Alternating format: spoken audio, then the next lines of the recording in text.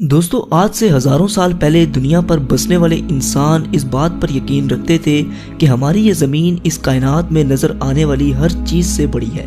और ये भी माना जाता था कि सूरज और बाकी के सितारे जमीन के गिर्द चक्कर लगाते हैं। इस पर सवाल खड़ा करने वाले को कड़ी से कड़ी सजा सुना दी जाती थी, क्योंकि उनका ये मानना था कि इस पर सवाल उठाना गोया भगवान यानी खुदा को चैलेंज करना है। लेकिन वक्त के साथ साथ जैसे जैसे साइंस ने जन्म लिया तो हमें मालूम हुआ कि आखिर हमारी जगह इस कायनात में कहाँ है।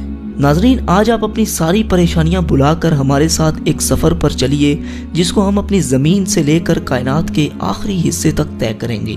तो चलें इसका आगाज करते हैं।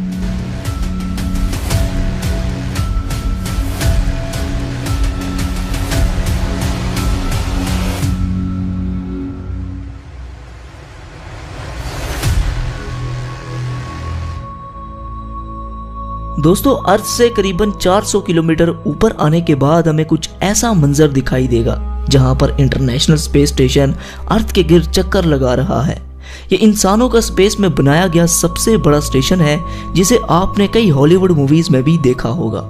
जमीन से आने वाले रॉकेट्स को स्पेस में अगर किसी इमरजेंसी का सामना करना पड़े तो ये इन्हें फ्यूल और बाकी चीजें प्रोवाइड करता है। आपको ये सुनकर हैरानी होगी कि इंटरनेशनल स्पेस स्टेशन करीबन 27,580 किलोमीटर फी घंटे की रफ्तार से जमीन के 24 घंटे में 16 चक्कर मुकम्मल कर लेता है। और अब हम लोग चांद पर पहुंच चुके हैं। चांद से आपको जमीन का नजारा कुछ ऐसा दिखाई देगा।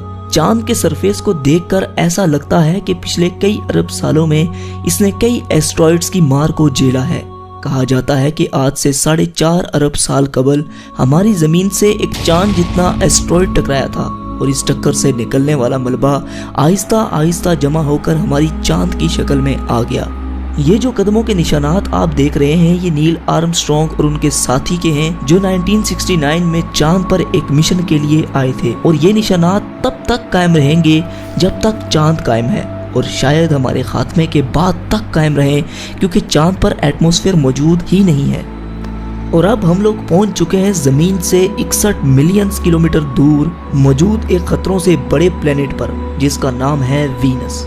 कहा जाता है कि कई अरबों साल पहले वीनस पर भी पानी मौजूद हुआ करता था, और ये दिखने में भी हमारी जमीन की तरह ही हुआ करता था। लेकिन वक्त के साथ साथ यहाँ मौजूद पानी भाप बनता गया, जिससे एक अलग तरह का ग्रीन हाउस इफेक्ट पैदा हुआ।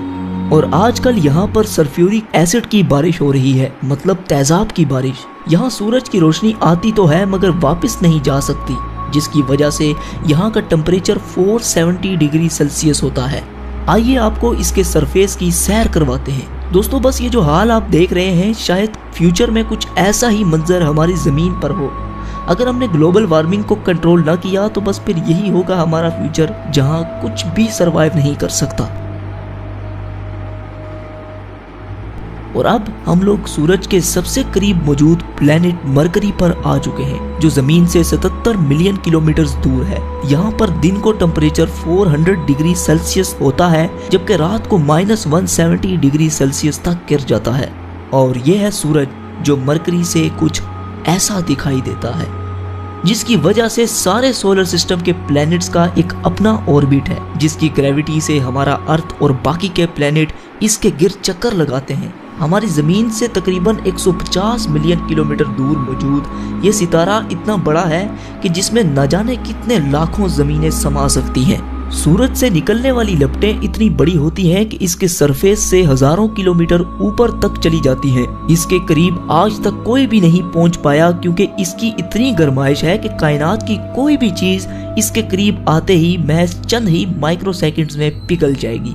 चलिए अब अपने सफर को आगे बढ़ाते हैं और चलते हैं उस प्लेनेट पर जिसे लेकर वैज्ञानिक कुछ ज्यादा ही सीरियस हैं, यानी मार्स। जी हाँ, हम मार्स पर पहुंच चुके हैं। यहाँ की मिट्टी लाल रंग की है, जिसकी वजह से इसे रेड प्लेनेट भी कहा जाता है। जमीन के बाद अगर किसी और प्लेनेट पर जिंदगी की उम्मीद लगाई जाए तो मार्स का नाम ही निकलकर सामने आएगा। कहा जाता है कि माजी में यहाँ पर भी नदियाँ, समुंदर और झील हुआ करते थे। यही वजह है कि साइंटिस्ट फ्यूचर में यहाँ पर बस्तियां बसाने के बारे में सोच रहे हैं। अगर हम मार्स पर आए हैं तो सोलर सिस्टम की सबसे बड़ी चोटी ओलंपस मून्स को कैसे मिस कर सकते हैं। ये मार्स के सरफेस पर वोल्केनो के नतीजे में आने वाला पहाड़ जमीन पर मौजूद दुनिया की सबसे ऊंची चोटी माउंट एवरेस्ट से भी 3 गुना बड़ा है। और अब इससे आगे का सफर थोड़ा खतरनाक होने वाला है, क्योंकि इससे आगे है एस्ट्रॉइड बेल्ट, जहाँ कई चट्टानें सूरज के गिर्द चक्कर लगा रही हैं। इस जगह पर इतनी बड़ी बड़ी चट्टानें भी हैं कि जिन पर आसानी से एक बड़ा शहर बसाया जा सकता है। ये सब एस्ट्रॉइड्स मिलकर एक प्लेनेट भी बना सकते थे, लेकिन हमारे सोलर सिस्टम की एक बहुत बड़ी पावर ने इन्हें रोके रखा, और वो पावर थी जुपिटर। सोलर सिस्टम के सबसे बड़े प्लेनेट की ग्रेविटी ने इन्हें आपस में मर्ज नहीं होने दिया। अपने चंद बड़े और दर्जनों छोटे मून्स के साथ जुपिटर एक अलग ही सोलर सिस्टम की तरह है। अगर बाकी के प्लैनेट्स को मिला भी लिया जाए तब भी ये जुपिटर का मुकाबला नहीं कर सकते। ये इतना बड़ा है कि अगर 65% मजीद बड़ा हो जाए तो ये सूरज की तरह एक अलग सितारा बनकर सामने आएगा। जुपिटर के सरफेस पर मौजूद ये रेड स्पॉट एक बहुत बड़ा तूफान है जो कई हजार साल से चलता आ रहा है। ये धब्बा इतना बड़ा है कि इसमें 3 अर्थ समा सकते हैं। जुपिटर जमीन की तरह ठोस नहीं बल्कि एक गैसेस से भरा प्लेनेट है। अगर आप जुपिटर की सतह पर उतरेंगे तो इस पर खड़े नहीं हो सकते बल्कि इसके अंदर दसते चले जाएंगे। और अब हमारी अगली मंजिल है सैटर्न। सोलर सिस्टम का सबसे खूबसूरत प्लेनेट सैटर्न अपने शाही छल्लों की वजह से जाना जाता है, जो इसकी सतह से लाखों किलोमीटर ऊपर तक फैले हुए हैं। इस प्लेनेट को हमारे सोलर सिस्टम का ताज भी माना जाता है। करीबन 62 चांद सैटर्न का चक्कर लगाते हैं। इनमें टाइटन सबसे बड़ा और एक मशहूर चांद है। टाइटन का एक अपना एटमॉस्फेयर भी है और इसके सरफेस पर नदियां, समुंदर और झीलें भी मौजूद हैं, जो पानी के नहीं बल्कि नेचुरल गैस के हैं। बिल्कुल हमारे अर्थ की तरह नजर आने वाले इस चांद के बारे में अंदाजा लगाया जाता है कि जब कई अरब साल बाद सूरज एक रेड जायंट बन जाएगा तब टाइटन एक हैबिटेबल जोन में होगा, यानी टाइटन उस वक्त रहने के काबिल होगा। दोस्तों, हम बातों ही बातों में अपने घर से इतना दूर आ चुके हैं कि यहाँ से अर्थ कुछ ऐसा नजर आता है। इससे आगे है यूरेनस और नेपट्यून, जो हमारे अर्थ से कई बिलियन किलोमीटर दूर हैं। यही वजह है कि इनकी खोज टेलीस्कोप इजाद होने के बाद ही मुमकिन हो पाई। इन प्लैनेट से आगे है क्यूपर बेल्ट, जो पिछले एस्ट्रॉइड बेल्ट से 20 गुना चौड़ी और लगभग 200 गुना बड़ी है, जिसमें करोड़ों की तादाद में कॉमेट्स, पत्थर और बर्फ से बने ऑब्जेक्ट्स मौजूद हैं, और हमारा प्लूटो इन्हीं में से एक है। और अब हम इंटरस्टेलर स्पेस में दाखिल हो चुके हैं, जहां एक चीज ट्रेवल करती हुई दिखाई दे रही है, और वो है वॉयेजर 1 स्पेसक्राफ्ट। जी हाँ, आपको सुनकर हैरानी होगी, लेकिन इंसानों की बनाई गई ये वाहिद ऐसी चीज है जो सोलर सिस्टम से बाहर जा चुकी है।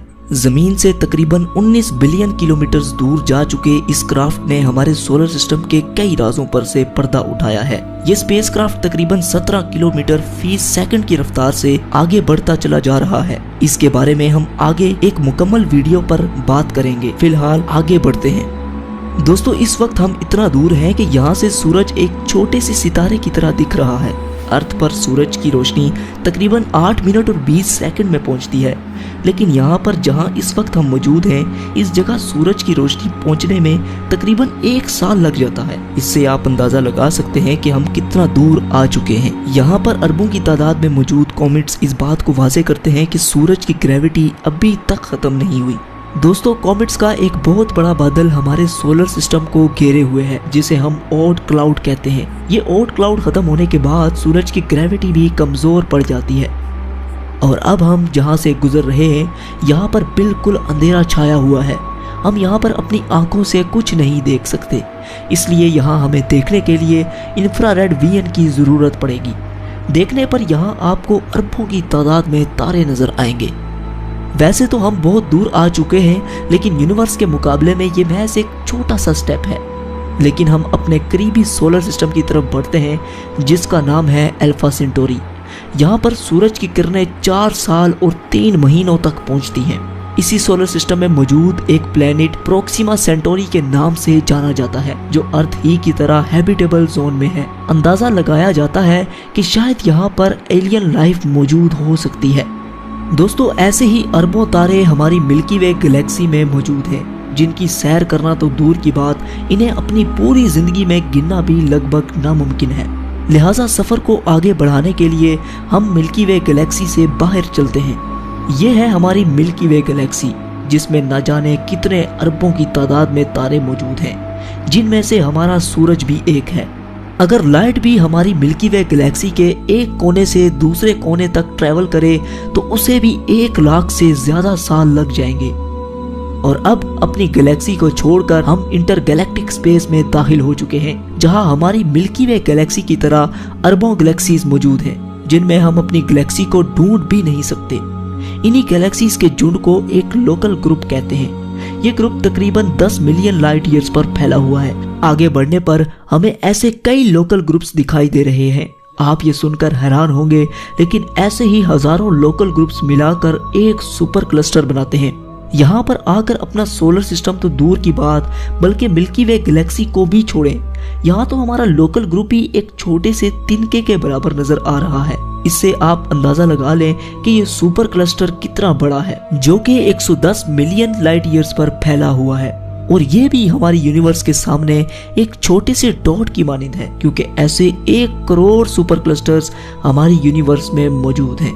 और ये है हमारा ऑब्जर्वेबल यूनिवर्स, क्योंकि इससे आगे ना तो हम देख सकते हैं और ना ही अंदाजा लगा सकते हैं। लेकिन सवाल ये है कि क्या यही है हमारी पूरी कायनात? क्या इसे ही हम अपनी पूरी यूनिवर्स समझें? तो दोस्तों, जैसा कि मैंने अभी कहा कि ये ऑब्जर्वेबल यूनिवर्स है। हम अपनी पूरी कायनात के बारे में जो कुछ भी जानते हैं वो सब इसके अंदर है। हो सकता है कि हमारी कायनात इससे भी बड़ी हो, लेकिन फिलहाल हम इतना ही जान पाए हैं। हमारी यूनिवर्स कितनी बड़ी है इसके बारे में हम कुछ भी नहीं जानते। दोस्तों, साइंसदानों का ये भी मानना है कि हमारी यूनिवर्स के अलावा कई और यूनिवर्स भी हो सकती हैं, जिनका हमें कोई अंदाजा नहीं। तो दोस्तों, आपका ये सफर कैसा रहा? हमें नीचे कमेंट सेक्शन में जरूर बताइएगा। जाने से पहले हमारे चैनल को सब्सक्राइब करके साथ मौजूद बेल के आइकन पर भी क्लिक कर दें। तो जब तक हमारी अगली वीडियो आती, तब तक के लिए आप अपना और अपने प्यारों का ख्याल रखिए। अल्लाह हाफिज।